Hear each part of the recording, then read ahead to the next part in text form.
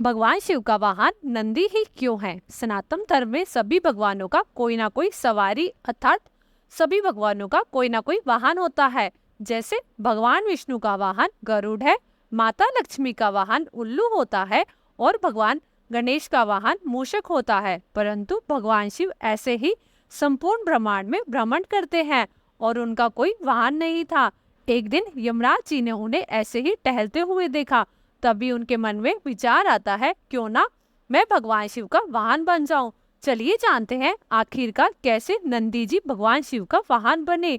शिव पुराण की शतरुद्र संहिता की पुरानी कथा के अनुसार प्राचीन काल में ऋषि शिलाद ने ब्रह्मचारी रहने का निश्चय किया था, जिससे उनके पितरों को चिंता होने लगी कि अगर शिलाद को पुत्र प्राप्ति नहीं हुई तो उनको मुक्ति कैसे मिल पाएगी।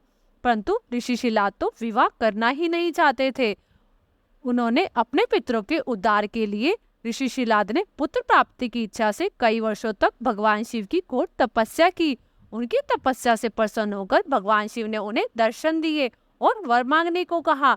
तब ऋषि शिलाद ने भगवान शिव से कहा, हे प्रभु, मुझे ऐसा पुत्र दीजिए जिसकी कभी मृत्यु ना हो, जिसको कभी मृत्यु छू ना पाए और उस पर निरंतर आपकी कृपा बनी रहे।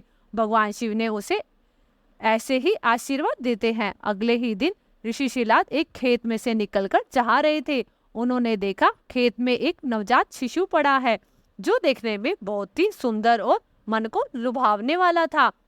वो सोचने लगे, इतने प्यारे और मनमोहक बालक को कौन ऐसे छोड़कर चला गया। ऋषि शिलाद उसे उठाकर अपने साथ अपने आश्रम में ले आते हैं और बच्चे का नाम नंदी रख देते हैं। जिसके बाद कुछ समय बाद ऋषि शिलाद के आश्रम में दो सन्यासी आते हैं। ऋषि शिलाद और उनका पुत्र नंदी उनकी खूब अच्छे से सेवा करते हैं, जिससे वो दोनों प्रसन्न होकर ऋषि शिलाद को लंबी उम्र का आशीर्वाद देते हैं। परंतु उन्होंने नंदी के लिए एक शब्द तक नहीं कहा। तब ऋषि शिलाद ने उन दोनों सन्यासियों से पूछा कि आपने मेरे पुत्र को कोई भी आशीर्वाद क्यों नहीं दिया। तब उन्होंने बताया कि नंदी की अल्पायु है, 16 वर्ष पूर्ण होते ही इसकी मृत्यु हो जाएगी। जिसे सुनकर ऋषि शिलाद उदास हो गए। तब उन्होंने नंदी को भगवान शिव की तपस्या करने को कहा, जिसके बाद नंदी ने भगवान शिव की अत्यंत कठोर तपस्या की, जिससे प्रसन्न होकर महादेव ने उसे दर्शन दिए और बालक नंदी को अपने गले से लगा लिया।